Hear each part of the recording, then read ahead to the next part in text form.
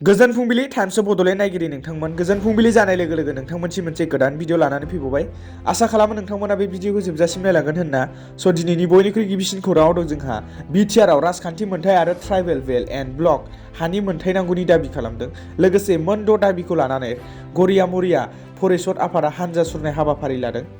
BTR आव राजखान्थि मोनथाय आरो ट्राइबेल बेल्ट एन्ड ब्लक हानि मोनथाय नांगौनि दाबि खालामनायखौ खौरां बिजोङाव नुनो मोननाय जादों बिथांमोना BTR नि गाहाय मावफुं सोद्रोमा प्रमद बर'निसिम बेफोर दाबिफोरखौ मावफुंना होनांगौनि दाबि खालामनायखौ नुनो मोनदों बे हाबाफारियाव तामुलपुर जिल्ला गरेस्वर मरमि सकनिफ्राय BTR नि राजथावनि क'क्राझारसिम जागोन होनना मोनथि मोननाय जादों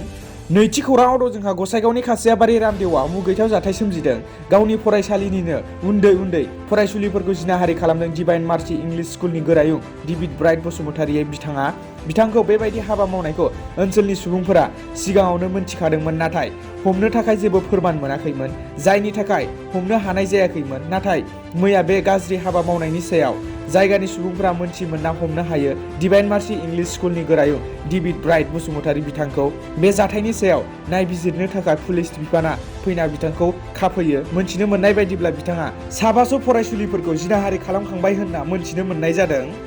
थामथि खौराङाव दं जोंहा हाग्रामानि स्टाइलाव आं खुंथाय सामलाया बे बाथ्राखौ बुंदों BTR नि गाहाय मावफुं सोद्रोमा प्रमद बर' बिथाङा BTR नि गाहाय मावफुं सोद्रोमा प्रमद बर' बिथाङा मैया ससियेल मिडियानि गेजेरजों बा खौरां बिजोंनि गेजेरजों माखासे बाथ्राफोरखौ फोसावनानै होदों बेफोरनो जाहैबाय सा 50 मेडिकेल फरायसानो बेसेन नाङाजासे फोरोंथाय मिरुआव मुं थिसनगोन आरो लोगोसे सा 50 IAS IPS ACS जानो गोसो जानाय बिजाथिनोबो क'क्राझाराव बेसेन नाङाजासे फोरोंथाय मिरु फैगौ जुन दानाव बेखेवनानै होगोन होननानै बुंदों आरो लोगोसे खौरांगिरिफोरनि सोंथि सोंनायाव बिथाङा बुंदों हाग्रामानि स्टाइलाव खुंथाय सालाया BTC नि गाहाय मावफुं सोद्रोमा प्रमद बर'आ फैगौ समाव BTR नि 35 लाख सुबुंनि जौगाथायनि थाखाय खामानि मावगोन प्रमद बर'आ खुंथाय सामलायनायनि बिथिङाव आंखौ एबसु बायदि होननानै बुङोब्लाबो हाग्रामा बायदि खुंथायखौ आं सालाया होननानै बे बाथ्राफोरखौ मैया खौरां बिजोंनि गेजेरजों बिथाङा फोरमायनायखौ जों नुनो मोननाय जादों ब्रैथि खौराङाव दं जोंहा आसामाव सासे एप्स डेभेलपारखौ गनायथि गैयालासे कन्टेन्ट लाबोनायनि थाखाय हमदों हाजो पुलिसआ आसामनि सासे एप्स डेभेलपारखौ स्टार इन्डिया प्राइभेट लिमिटेडनि सायाव इनायै हेक खालामनायनि थाखाय लोगोआव स्टार टिभिनि स्पर्ट्स कन्टेन्टखौ बाहायनानै मोननै एपआव गनायथि गैयालासे दिन्थिनायनि दायाव हमनाय जादों रिपर्टनि बायदिब्ला बे हमजानाय सुबुंनि मुङा अमिनुर रेहमान आरो बिथाङा आसामनि सिङाव थानाय हाजो टाउननि स्टार टिभिआ पुलिसनो कमप्लेन होनायाव बिथाङा पुलिसजों थांनाय 11 फेब्रुवारि खालि पुलिसनि